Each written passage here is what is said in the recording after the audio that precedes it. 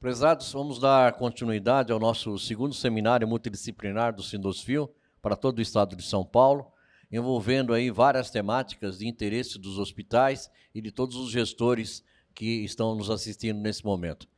Vamos abordar nesse momento um tema muito importante que vem sendo desenvolvido nos processos de gestão de recursos humanos, que é a questão da educação corporativa. Está aqui ao meu lado o professor Kenji Sakamoto, que é responsável pela TV Relacionamento, tem mais de 27 livros escritos sobre várias temáticas, não só de capacitação, mas outras expertises na área de comunicação. Ele já foi consultor de várias empresas de renome nesse país, como American Press, Grupo Telefônica e uma série de outras empresas que lidam com esses processos de capacitação. Queria dar boas-vindas ao meu amigo Kenji, agradecer a oportunidade de estar aqui mais uma vez contigo e deixar você à vontade para que possa se fazer uma explanação da importância desse processo hoje das educações corporativas, né? Nós temos uma dificuldade enorme na gestão hospitalar no que se refere a esse processo de capacitação. Eu sempre falo em algumas palestras e em alguns outros momentos de que capacitação em hospitais, ela dura 30 dias. Depois de 30 dias vai ter que fazer tudo de novo. Porque há uma rotatividade muito grande, e além de ver a rotatividade muito grande, a multidisciplinaridade dos atores que lá estão são diversas, né? Nós temos pessoas que trabalham em 2 empregos, às vezes o pessoal da noite não quer vir fazer treinamento, o pessoal da tarde, e às vezes ainda existe um outro fato de que as próprias lideranças têm certas dificuldades de liberar os seus funcionários para fazer o respectivo treinamento, a referida capacitação. Daí o porquê, diante das questões até da tecnologia e do próprio momento aí da pandemia, fez com que esse processo ele pudesse ser inserido nesse contexto de uma maneira através de sistemas IAD, através de sistemas internos, que o próprio funcionário ele pode se candidatar a obter essas habilitações, seja elas de rotinas ou até mesmo de profissionalizado. Então, eu queria, desde já, deixar os senhores aí também o nosso WhatsApp, que é 11 99839 3595, para que os senhores possam direcionar perguntas para o professor Kenji, que depois nós estaremos transmitindo ao mesmo, para que eles possam responder aos senhores com toda a presteza que é do seu caráter. Queria, efetivamente, parabenizar você por todas essas incumbências e responsabilidades que você tem, e deixar você à vontade aqui, que você tem aí uns 40 minutos para conversar conosco, e depois a gente faz mais um bate-papo, tá bom, Kenji? Fique à vontade. Um grande abraço. Pessoal, muito obrigado. Agradecimentos, então, ao Sindosfil, na figura do seu carismático presidente, Dr. Edson Ferreira da Silva, toda a diretoria também, e toda a sua equipe aí, fantástica, que faz esses eventos. Grato aí pela apresentação. Eu vou falar um pouquinho para vocês sobre conceitos, falar depois dos professores Júlio César Braga, né, e também do Cláudio Teixeira. Fica difícil porque eles realmente mostraram uma forma muito bacana, né, de comunicação, né, mas a gente vai procurar seguir basicamente o modelo.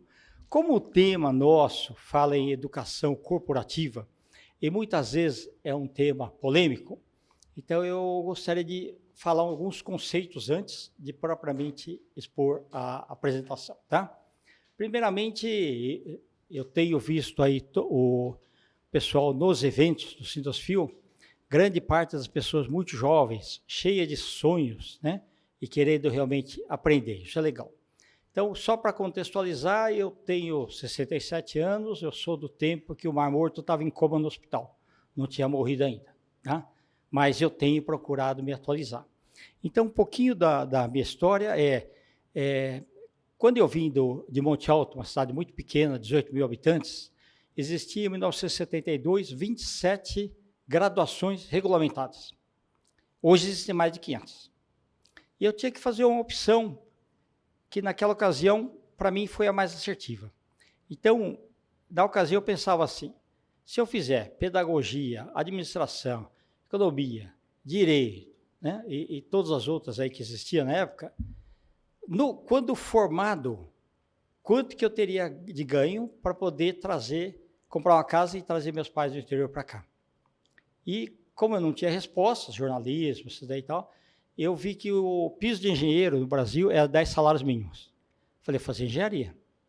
E acabei fazendo, então, 2 graduações em engenharia, elétrica e telecomunicações. Trabalhei muitos anos, quase 40 anos em telecomunicações.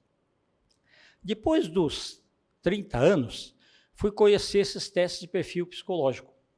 E aí descobri que eu sou mais de humanas, então eu sofri bastante para fazer a parte de exatas, né? Então, até os 40 anos, eu fiz 4 pós: marketing, gestão empresarial, gestão e estratégia de negócio, metodologia didática em superior. Eu lecionei em quase todas as faculdades particulares aqui de São Paulo, do estado de São Paulo, e depois dos 50, eu fiz mestrado e doutorado internacional. Depois dos 60, eu fiz a 5ª pós, e o ano passado eu terminei a 6ª pós, que é a primeira remota que eu fiz, né, na área de sustentabilidade.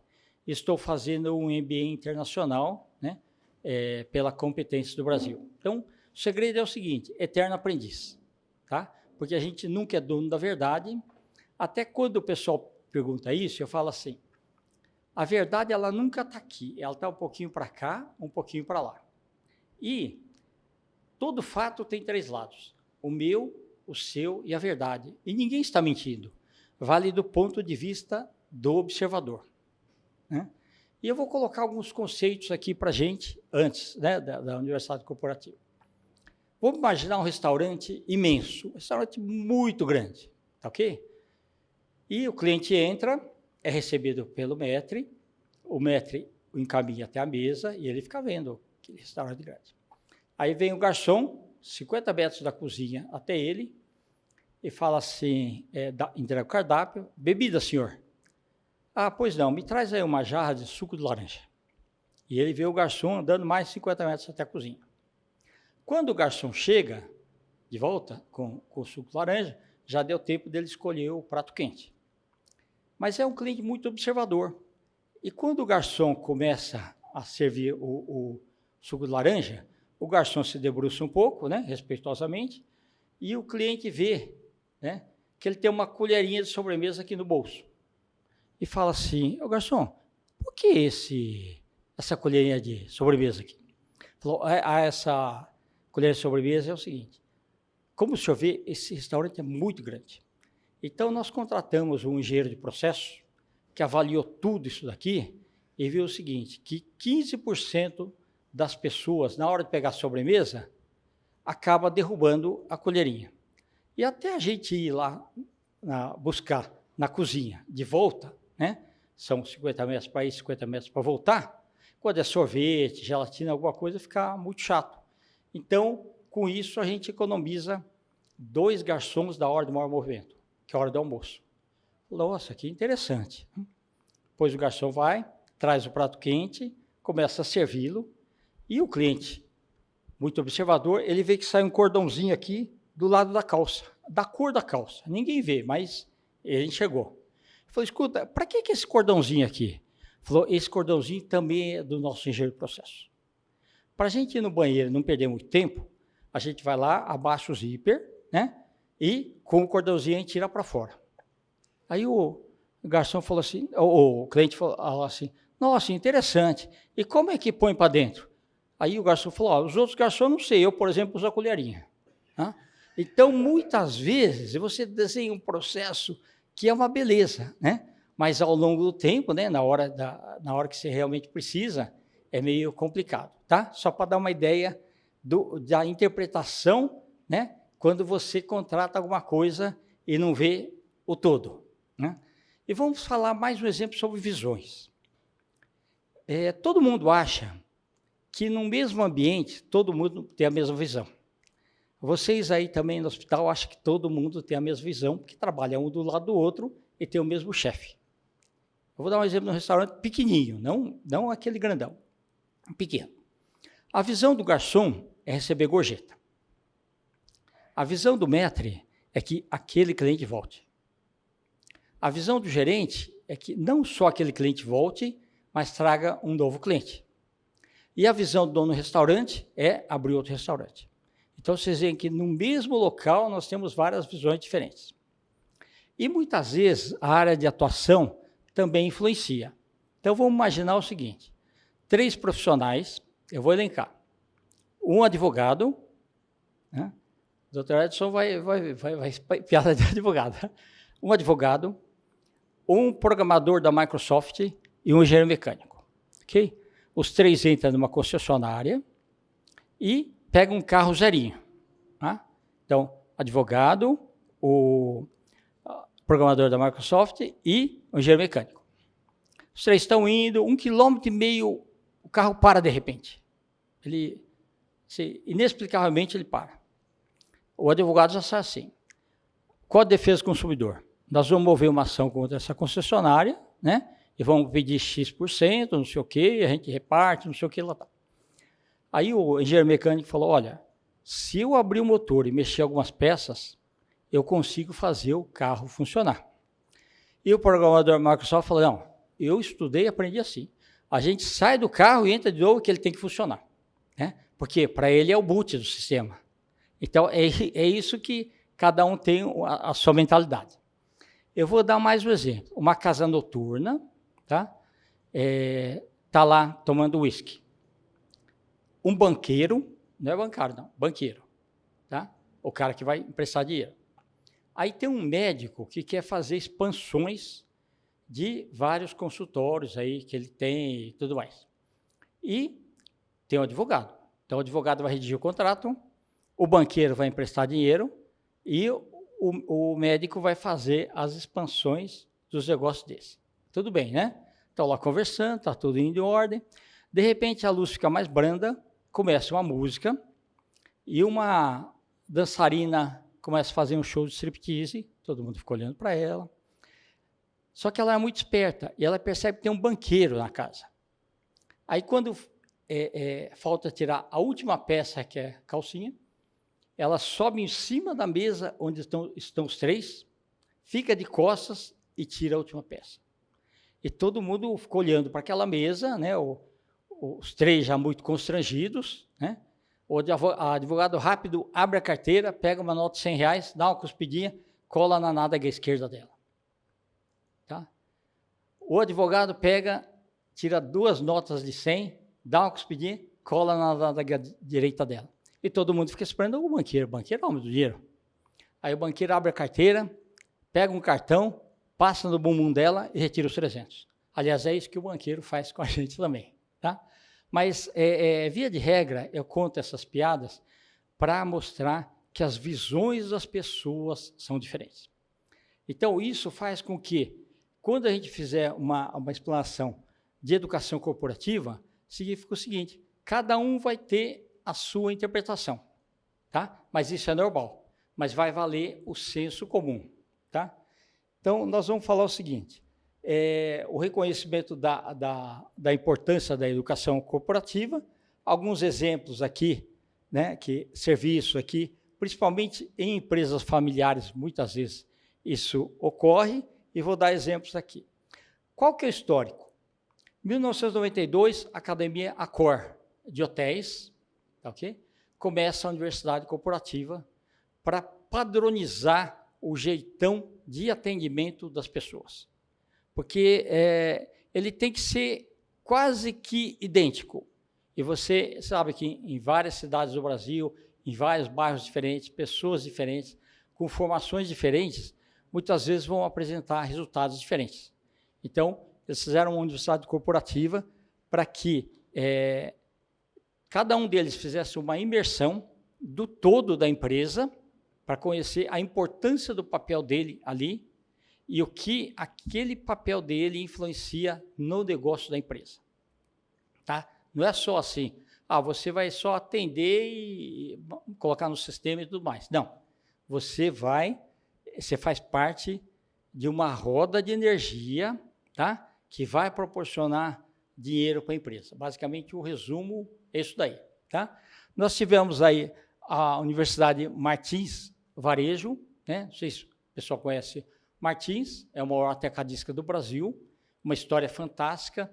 ele, na cidade de Uberlândia, os pais moravam num sítio, ele convenceu os pais a venderem o sítio para um armazém, ele começou fazendo o armazém e virou o maior atacadista do Brasil.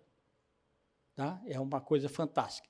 Eu tive a oportunidade de conhecer a Universidade Corporativa e também das ideias que a Universidade Corporativa fez, né? Eu fui contratado como consultor e montei um televendas para eles, né? E esse televendas gerou 1.500 empregos, já de uma vez, e quebrou. Fui lá na área de despachos, falei, escuta, por que esse caminhão aqui está, toda a parte de cima está vazia? Não, porque já deu peso. Porque ali na estrada tem que ser a carga, né? O peso da carga.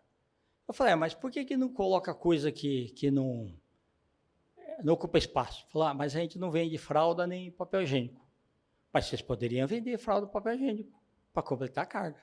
E passaram a fazer isso também, entendeu? Mas são ideias que surgem, por exemplo, de uma universidade corporativa, na qual você tem todo mundo voltado para pensar no negócio da empresa.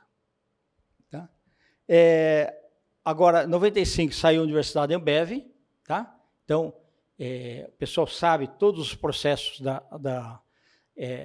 não só de fazer a cerveja, né? Mas todos os cuidados sanitários que precisa ter, e qualidade da água e tudo mais, né? Tudo dentro do padrão Anvisa, e o grande segredo é o quê? Logística. Tudo tem prazo de validade, tudo tem que chegar certinho, né, em cada ponto de venda, e lá dentro tem que estar tudo gelado, refrigerado, para que o cliente tome uma cerveja geladinha. Tá? Mas isso daqui é padronizado assim. O efeito de uma universidade corporativa é como quando você pega um rio parado e joga uma pedra. Aquela energia, né, que forma as ondas, aquela propagação é a mesma coisa que faz uma universidade corporativa. Depois nós temos aí a Universidade do Hambúrguer, do McDonald's, em 1997, na qual, se você é uma pessoa que comprou uma franquia do McDonald's, você começa lá limpando o chão, depois limpando o banheiro, você vai começar a fazer hambúrguer, fritar batatinha, fazer todo o processo, porque se um dos funcionários faltar, você tem que atender, ele tem que ser padronizado igual para todo mundo, tá? E não tem aquele negócio, esquecemos de comprar alface. Não. Em qualquer lugar do mundo, ele tem que sair igualzinho. Então, esse conceito é feito, aí a pessoa já pensa no estoque, já pensa na demanda, dimensionamento para os finais de semana, dimensionamento para feriados, né? Até uma particularidade, no caso do McDonald's, eles falavam o seguinte, a cidade tem que ter, pelo menos numa estatística anterior, pelo menos 150 mil habitantes para poder aguentar um McDonald's, porque tem comida sazonal, não é todo dia que alguém vai comer um lanche. Mas a gente pega Aparecida do Norte, né, Aparecida, que tem lá um tráfego grande de pessoas que vão nas romarias, e é o maior, é o número 1 de vendas de hambúrgueres do Brasil. Então, alguns paradigmas têm que ser quebrados, por isso que têm que ser repensados, né? Tá? E a Universidade Visa, que é dos cartões aí, Visa, que é muito conhecido, que também você tem que fazer com que todos tenham a mesma relevância, tá? Por que é importante alguém tem que passar o cartão, ele já tem que ser contabilizado, tá? E não tem aquele negócio, olha, o sistema está fora e caiu, não sei o que pode até acontecer, mas você tem que procurar o erro zero, menos desculpas e mais resultados.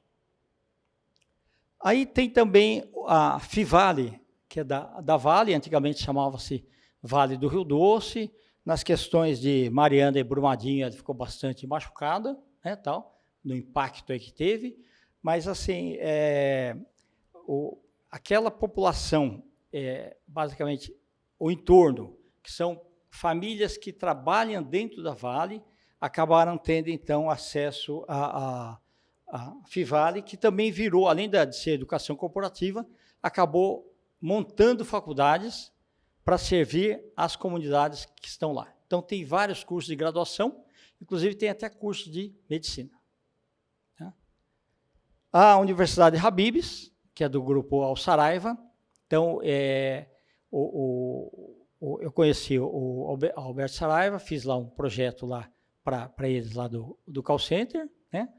E lá eu vi o seguinte, eles têm várias fazendas e, apesar de ser de família portuguesa, assim, o que tem que o pessoal poderia comer que é saboroso, né?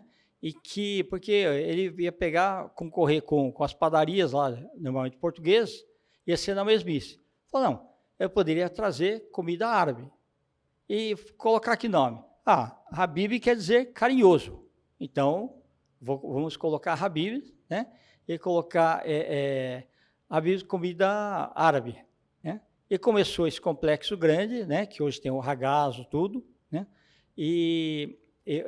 Pessoal, eu não estou defendendo do ponto de vista de comida, calorias, não. Estou só falando universidade corporativa, tá? Ok? Não é assim, fala assim, aquele professor vai lá e fica pedindo para a gente comer as coisas aqui. Não, estou falando do contexto geral, que você pode ir em qualquer Habib's, a comida é igualzinha, o tamanho dos hambúrgueres é igualzinho, tudo padronizado, né?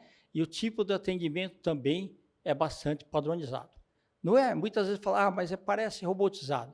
Pode parecer, só que os procedimentos funcionam bem, ok? Mais nesse sentido, tá? A entrega funciona bem, foi feito o sistema de geoprocessamento para ver os locais onde ele pode atender, para chegar o alimento quente ainda na própria casa.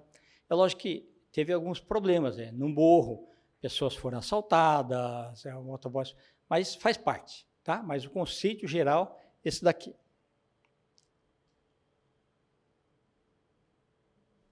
E o panorama atual, né? A educação não termina quando o aluno se forma na escola tradicional. Não, pelo contrário, aquele exemplo que eu dei lá de Eterno Aprendiz, nós temos que estar continuamente nos atualizando. Porque o mundo muda muito rapidamente. E tem isso, o aprendizado, o conhecimento continua sendo linear para incorporar. Só que a informação é exponencial. Então, antes, valia mais a pessoa que guardava muito aqui dentro do cérebro. Né? Hoje, a nova geração não quer ter HD aqui dentro. O HD externo dele é o Google. Né? Não estou contextualizando. Pode pegar lá, mas dá uma olhada na fonte. Porque muitas vezes tem muita coisa dentro do Google, né? Colocado por pessoas assim, que não sabem direito, né? E alimenta lá. Então, tem que só tomar cuidado com a fonte que pegou a informação. Então, o que ocorre? A necessidade de novas competências exigidas pelo dinâmico ambiente de negócio e a transformação das organizações educadoras. Ou seja, o modelo tradicional aqui, principalmente aqui no Brasil, uma que, do ponto de vista até da gente escutar, é difícil. Aqui nós usamos, para quem estuda, a palavra aluno. Se a gente for ver na etimologia, né, do grego, o A é negação. E lunos vem de lums, que é luz. Ou seja, na Grécia Antiga, vinham os sábios e ensinavam os alunos que eram sem luz, tá ok? Aí, quando eles ganhavam conhecimento, eles ficavam com luz. Você vai falar hoje, aquele lá é um aluno de doutorado, ou um sem luz de doutorado. Então, o termo melhor aqui ainda seria estudante, mas a gente vai conviver isso com bastante tempo. Mas todo dia o mundo muda, né? Vocês veem aí a guerra da Rússia, né? Atualmente, isso traz um monte de impactos, né? A automatização está sendo muito feita, como o professor Cláudio Teixeira colocou para a gente, né? Sensacional. Né? E nós vamos receber agora o 5G.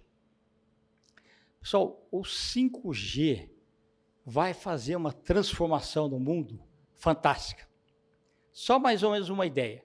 O modelo tradicional de satélite é assim, você lança um satélite, um foguete com satélite para o espaço, ele demora 15 a 20 anos para ficar lá em órbita geoestacionária, de 36 mil quilômetros. Então, você bate lá 36 mil quilômetros, mais 36 mil quilômetros para descer. Tá?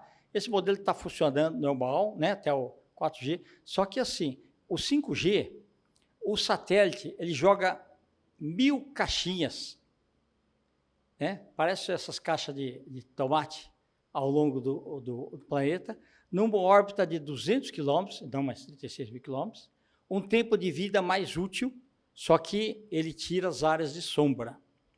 Então, o que vai proporcionar, por exemplo? Colheita de laranja. Você programa a máquina, ela trabalha 24 horas. Ou você precisa de um operador durante o dia para ficar colhendo as laranjas. A máquina vai fazer. E uma série de outras coisas, né?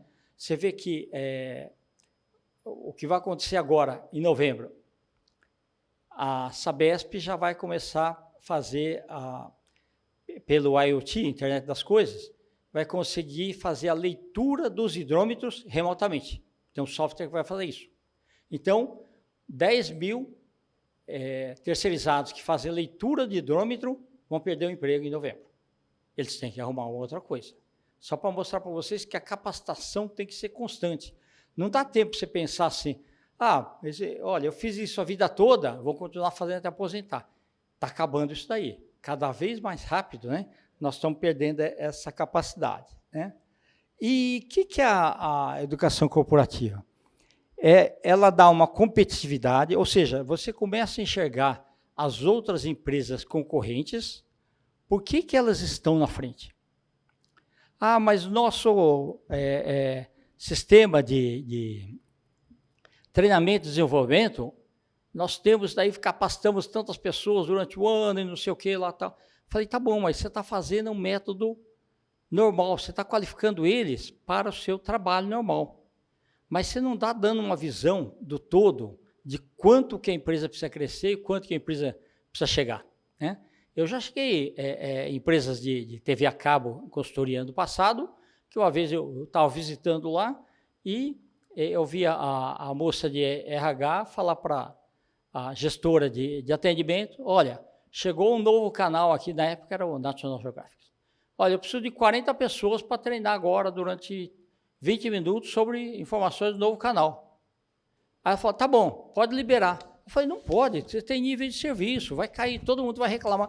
Mas eu não tenho outro horário para treinar. Eu falei, não, a gente precisa adequar um jeito diferente de fazer isso, porque é suicídio. Você vai perder clientes que já estão, né, e deixar muita gente satisfeita. Então, mas não tem outro jeito, né? Nem que for fazer hora extra, nem que for fazer alguma coisa assim, mas tem que ter. Então, às vezes é bom uma pessoa com visão de fora para enxergar. Muitas vezes quem está dentro ali, daquelas 4 paredes ali, ela está acostumada a enxergar só aquilo. Então, é importante que você também saia do seu recinto, você dá uma olhada, você trabalha aí no hospital, vai dar uma olhada na lavanderia, vai dar uma olhada na cozinha. Pensa assim, você sendo cliente, o que você poderia sugerir para melhorias, tá? Você está vendo que, sei lá, num corredor tem muito Benjamin? Será que aquilo lá um dia pode causar algum problema? Então, começa a ficar mais crítico com você, e mesmo que você não seja o dono do negócio, mas pense com a cabeça de um gestor. Mas eu não comando ninguém, eu sou um simples funcionário. Tá bom, mas a sua cabeça pode ser treinada para melhorar a corporação como um todo. Então, essa parte aqui ele dá, quanto mais você souber, você vai ter uma perspectiva maior e vai procurar ter uma conectividade, porque, pessoal, o teu corpo, né, é uma máquina, tá ok? Uma máquina que vibra de energia, né, e precisa de alimentação, precisa de tudo, né, como se fosse a gente fazer a manutenção em um carro. Mas você vê que a gente está um pouco atrasado ainda. Hoje, graças à globalização e à internet, nós temos acesso a tudo o que acontece em real time. Mas, num passado recente, hoje você vê muitos médicos, né, praticando acupuntura. Tá? Aí você fala assim, mas é legal, eu acho que é legal. Só que assim, a acupuntura é 1000 anos antes do profeta Maomé. Olha qual é o mais antigo. A medicina brasileira, nos anos 80, começou a estudar e achar que dá certo. Tá? Então, muitos paradigmas, mesmo que pessoas do seu lado, pessoas da família, falam, isso daqui o fulano de tal tentou e não deu certo, não sei o quê. Não, porque tem uma coisa boa hoje. Os médicos, até então, só pensavam na parte científica da coisa. Então, baseado em resultados dos exames, tudo mais. Hoje, ele está pensando também no bem-estar da pessoa. O médico está procurando ser um pouquinho mais humano, que ele era meio robô assim na cabeça, meio frio. Ele está sendo mais humano. É lógico que ele não pode se envolver demais, senão ele chora junto com o paciente. Mas ele está sendo... Então, está sendo criada nos hospitais, eu estive agora visitando o Prevent Senior, tem a parte de hospitalidade. Então, tem profissionais de serviço social que vão lá nos pacientes para ver como que está sendo o acolhimento deles. E essa parte aí de acolhimento, né, de hospitalidade, também surge da Universidade Corporativa de Conceito. O que mais? Disponibilidade. Pessoal, hoje, disponibilidade que eu falo é assim, você está online em tempo real. Então, você quer estudar, você na sua casa, você separa lá meia hora por dia, 1 hora por dia, e pode fazer, você faz... em hospital já é difícil fazer home office, mas estudar dá para fazer. Né? E muitas vezes o pessoal fala assim, professor, eu não tenho tempo. Tá bom, muitas vezes assim, eu entro numa turma de pós-graduação, que são 6 ou 8 encontros, e eu falo assim, pessoal, daqui 8 encontros, nós vamos separar em grupos de 5 aqui, e vocês vão me apresentar um trabalho, vocês vão apresentar 20 minutos aqui, né, uma temática sobre a pesquisa de vocês. Aí você sempre escuta assim, professor, eu não tenho tempo. Eu acho que você está certo, né, não tem problema nenhum. Né? Então, quem me provar que não teve tempo, né, eu estou exigindo de vocês 4 horas de pesquisa, 240 minutos. Mas se me provar que não teve esse tempo, é 10 com louvor. Daí isso o professor é legal. Eu falei, não sou legal, sou engenheiro de formação. Então, vamos fazer o seguinte, a hora tem 60 minutos, tá?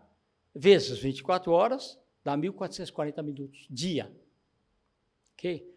Então, quem não entregar o trabalho, vai pegar dia por dia, as 8 semanas, tá? E colocar assim, eu dormi tantas horas, joguei bola tantas horas, eu almocei tantas horas, não sei o que lá tal. Se não sobrar 240 minutos, é 10 com louvor. Mas tem que apresentar esse PowerPoint para a turma e todo mundo vai julgar se é procedente ou não. E normalmente, depois disso, né, você quebra o argumento e as pessoas conseguem fazer magistralmente um bom trabalho. Então, muitas vezes é o seguinte, é a maneira como nós fazemos a comunicação que é muito importante. Então, você tem que saber fazer. Na linguagem da criança, a comunicação certa, na linguagem do adolescente, na linguagem do adulto e também na linguagem da terceira idade. Né? Se você conseguir fazer com que a tua informação seja entendida com sucesso, você evita retrabalhos, evita que entendimentos fora do normal comecem a repercutir e parar tudo. Né? Muitas vezes um bom projeto para porque o entendimento não foi feito de forma certa. E também, muitas vezes, a gente tem que saber, quando vocês forem discutir qualquer coisa, não precisa ser só universidade corporativa. Teve uma ocasião que uma grande instituição de ensino, uma das maiores do Brasil, eu só não vou falar o nome, mas vocês já vão saber quem, vocês já sabem de cor aí, basicamente, que é. Eu fui chamado numa segunda-feira de agosto, segunda semana, e pediram, professor, você pode vir tomar um café com a gente amanhã cedo? Eu posso. Fui lá, falou, e olha, nós temos aí uma turma que você precisa vir dar aula. Né? Falei, o que aconteceu? Já é a segunda semana, Ah, tá bom, mas é que nós pegamos um professor que ele já tinha dado aula para eles, e eles acabaram rechaçando esse professor. Então, não dá tempo de a gente ficar testando com outros professores, né? Falou, mas, por quê? É o último semestre dessa turma. Aí eu brinquei, por que você não passa todo mundo? Falei, não, é mais grave. É o último semestre, o MEC vem fazer a entrevista com esses alunos. Se não tiver uma nota boa, não abre processo seletivo de vestibular no próximo semestre. Então, a gente precisa de... Falei, mas como você sabia que eu não dou aula em graduação faz tempo? Não, a gente viu que você terminou a aula de pós na semana passada e às terças você está livre. Nós vamos te pagar como doutor, tudo, tal, não sei o que lá, tal. Falei, tá bom, e como é que eu faço? Bom, você vem aqui às 6h30, eu vou lá, vou te apresentar para os alunos, dizendo que o outro professor teve um convite fora, tal, e você vai dar aula para eles. Falei, tá bom. Só que fui embora, falei, tem gato aí, tem alguma coisa. Então, em vez de chegar às 6h30, eu cheguei às 5h30. Cheguei às 5h30, dei uma olhada assim pelo visor, né? A sala estava fechada, mas eu olhei e falei, nossa, uma sala muito grande, né? Mas tá bom. E aí eu fui na toalete do andar, não fui lá na sala dos professores.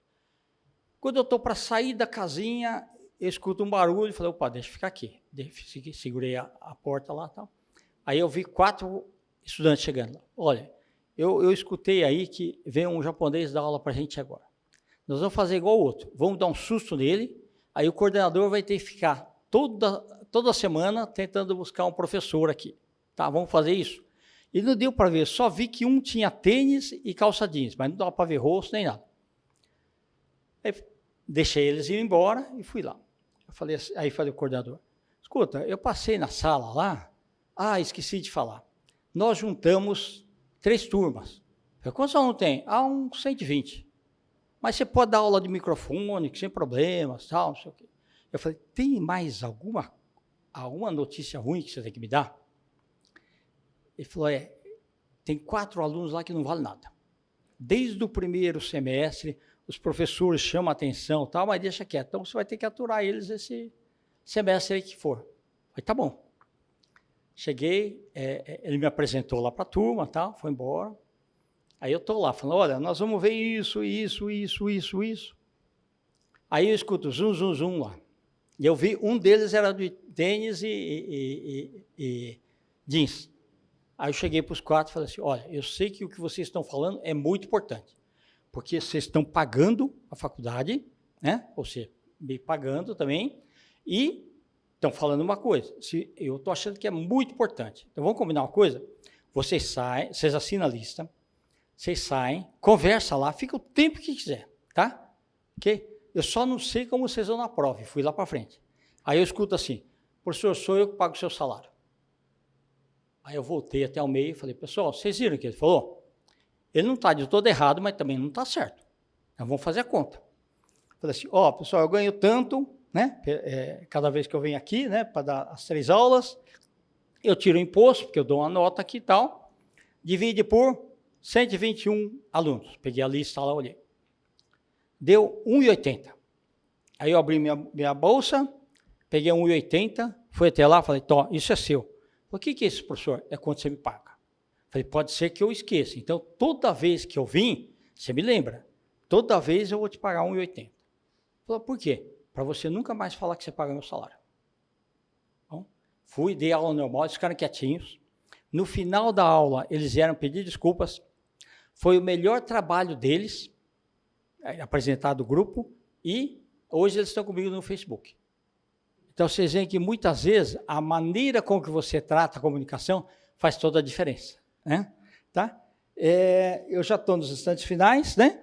Então, na realidade é o seguinte, pessoal, quando você, o foco, né, do normal das empresas, da departamento de treinamento, é assim, normalmente é reativo, você fala, olha, você vai ter que fazer o treinamento, tal, não sei o que, lá, tal, e ele vai, né? Enquanto aqui na Universidade Corporativa é proativo. Fazer alguns só, mais assim, você tem um instrutor, né, fazendo a apresentação, e aqui você tem experiência com várias tecnologias. E nesse daqui de audiência, né, para o público-alvo, você tem normalmente gerentes de negócios dando treinamento, não só aquele pessoal de treinamento que foi treinado só para dar aquele treinamento, né? E tudo mais, né? Então, o que faz diferença é que você tem equipes de funcionários, clientes, e muitas vezes até fornecedores, tá? Numa parte de treinamento você tem aqui professores, né? E consultores, e aqui você tem diretores e gerentes. Não quer dizer que o diretor, o gerente, é o que tem melhor didática, mas pelo menos como ele é da casa, ele está personificando ali, você tem a oportunidade de falar abertamente, né? Algumas dúvidas que você tem, que quando você fala para o instrutor, é diferente. O instrutor vai responder aquilo que ele acha, na opinião dele. Tá? Esse daqui é um dos livros aqui de Universidade Corporativa de Gastronomia Brasileira, o professor Celso Silva, né, fez pela minha editora, que é a Editora Laços, né? A Sandra Regina, da Luz Inácio, fez um trabalho intenso, que ficou a Educação Corporativa para o Cresce, né? A Unimed tem uma educação corporativa fantástica, tá ok? E a professora Terezinha Covas Lisboa, né? Ela, lá do Sindaesp e da Sociedade Brasileira de Administração, fez um trabalho olhando todas as áreas de lavanderia de vários hospitais, não só do Brasil, como de fora, até estudou como começou esse processo, na época que não existia detergente, e pendurava assim varal, né, as roupas lá dos médicos e tudo mais, né, e virou um trabalho de pesquisa bastante intenso. Então, na verdade, pessoal, é o seguinte, o negócio de educação corporativa, ele está na cabeça de cada um. Eu só espero que essa minha apresentação faça com que você tenha um pouco de mindset, ou seja, aqueles conceitos que você sempre teve, começa a pensar assim, por que não? Tá? E nesse por que não, pode te dar alguns insights, né? E pensa como um todo, né? Lógico que você tem a tua família, né? Tal. Mas pensa o seguinte, se a empresa estiver bem, você também estará bem. Todos os funcionários ao seu redor, seus amigos, estarão bem também, ok? Então, aqui tem as minhas redes sociais, né? Eu tenho aqui o Instagram, estou à vontade, e mais uma vez, Dr. Edson, honrado aí pela apresentação. Não sei se ajudou um pouquinho, mas... Não, plenamente. Queria, desde já, parabenizá-lo, né, por essa apresentação, gostamos muito. E tem uma coisa hoje, Kendi, que, na realidade, as pessoas ainda têm nos indagado muito com relação à questão da educação corporativa, porque tem alguns hospitais que têm adotado a educação corporativa para a absorção de rotinas internas, inclusive algumas que você citou aqui com grande relevância, né? E outras com a capacitação para o desenvolvimento profissional, né? Essas duas vertentes hoje se incorporam nesse processo de educação corporativa, ou a educação corporativa ela tenta minimizar o fato de que o empregador ele tem essa responsabilidade de ter um fluxo, tem que ter rotinas, tem que ter um manual de rotinas. Então, ele quer fortalecer o cumprimento dessas rotinas, desses manuais, pela educação corporativa. E eu vejo que não seria só isso, né? Não deveria ser só interna, né? Dizendo assim que temos que manter uma performance de todos os hambúrgueres. Eu acho que ele tem também que ter um desenvolvimento profissional. Aprender inglês, exato, aprender informática, aprender um novo processo, oratória, né? Então, eu entendo hoje, eu como administrador, eu entendo que a educação corporativa ela não pode, ao meu ver, peço licença aí a todos aqueles que têm uma interpretação errada, mas essa é a minha vivência como professor também. Eu acho que a educação corporativa, que hoje se alastra, né, para todos os hospitais, para todos os segmentos de indústria, ela não deve se prender apenas ao desenvolvimento da incorporação do seu quadro de funcionários para rotinas internas. Sim. Ele tem que fazer o desenvolvimento profissional. O que você acha disso? Não, perfeito, porque muitas vezes, quando você aglutina todos os talentos multidisciplinares, saem novas ideias. Sim. Daquele do por que não, principalmente. Tá? E você falou uma coisa básica, ou seja, tem que preparar o indivíduo não só para aquela instituição, mas para o mundo. Sim. Né? Então, a parte de oratória, que é a parte de comunicação, um outro idioma, Sim. ajuda não só ele, incentiva as outras pessoas que estão ao redor, ajuda em casa também, melhora a autoestima, tá? E faz com que a pessoa tenha uma visão do mundo melhor.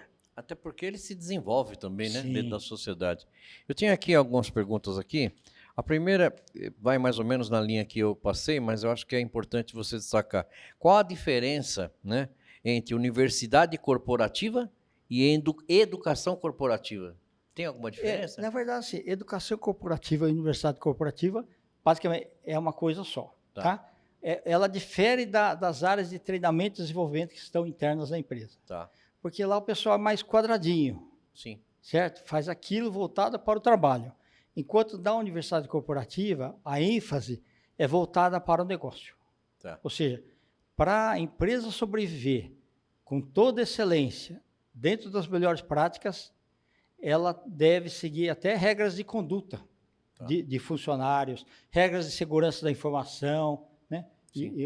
Sigilo, né? nas informações. Tá. Ele vai mais isso. Na realidade, ela faz esse processo de educação continuada. Exato, assim, né? sem dúvida. Okay. A outra seria o seguinte, Kendi. Atualmente se fala muito nas questões de capacitação online, né? E, inclusive, nas chamadas universidades corporativas, esse modelo pode ser factível em hospitais. É importante isso? É importante. É. Olha, o ensino à distância, ele começou, muita gente olhava meio estranho aquilo, tal, não sei o quê. Só que a pandemia sacramentou. Né? Então, ela viu esse modelo online e o modelo por Zoom, o modelo que as tecnologias proporcionam, fazem com que você possa ter meia hora por dia. Você possa ter 1 hora por dia para a sua própria melhoria. Ou seja, aquele negócio, você quer ter 1 hora por dia para melhorar você daqui 4 meses, daqui 6 meses? Ou seja, muitas vezes não precisa ser graduação continuada. Às vezes é um curso de, por exemplo, técnicas de atendimento. Sim. Vai servir não só atendimento por telefone, como atendimento pessoal, como de qualquer forma.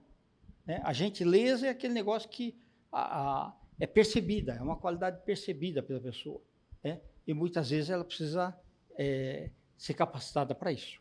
Até porque o cardápio, né, de temas a serem desenvolvidos dentro desse processo, né, de educação, perfeito, ele tem que sempre estar sendo atualizado, né? Porque são características. Então, por exemplo, você pode difundir isso dentro de um pronto-socorro, pode difundir isso numa unidade básica de saúde, você pode difundir isso num hospital de grande porte, como grandes temos, ou pode também de um pequeno porte, né? Então, essas percepções, elas não podem estar engessadas, tem que estar acompanhando o cotidiano, não? Sem dúvida. E o pessoal tem, nas pesquisas que estão sendo feitas, o funcionário, ele acaba ficando mais tempo. Ou seja, está havendo mais retenção de funcionários, porque ele vê aquilo como um benefício para crescimento. Que beleza, interessante, interessante. A educação corporativa tem como objetivo a melhora no rendimento e aprimoramento das habilidades dos colaboradores. Podemos utilizar essa sistemática na área de prestação de serviços de saúde de maneira objetiva, face às características do segmento? É mais ou menos aquilo que eu falei, acho que vai nessa linha. Nós temos dentro dos hospitais inúmeras rotinas, né, que elas também estão presas à evolução acadêmica, científica do profissional. Porque se ele não se aperfeiçoar tecnologicamente, como o professor Cláudio recentemente mostrou, que tem aí um número de situações de pessoas que sequer estão preocupadas com o seu futuro, né? Vou dar um exemplo para você. Em 1986, tinha uma figura chamada atendente de enfermagem. Todos eles lembram disso. O atendente de enfermagem, saiu uma lei e disseram assim: olha, atendente de enfermagem, vocês têm 10 anos para serem auxiliares de enfermagem, ok? 10 anos.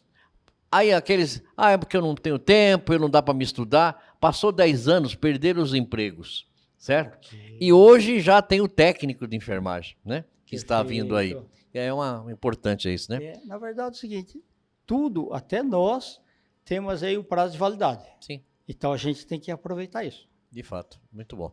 Kendi, queria agradecer muito aí a sua participação. Você já, como eu disse, você faz parte da casa, né? Obrigado. E queria muito agradecer esse conhecimento que você tem, essas habilidades suas no segmento, não só como professor, como palestrante, mas também com livros, né? Que fazem uma performance muito diferente, né? De uma percepção de vida dentro da sociedade. Queria, desde já, dizer para você que provavelmente você vai receber algumas perguntas, a gente vai encaminhar lá para o seu e-mail para que você venha lá. Muito obrigado por tudo, que Deus lhe abençoe muito. Ok, muito honrado. Pessoal, gratidão aí, tá? E estou à disposição. Muito obrigado. Ok, muito obrigado mesmo.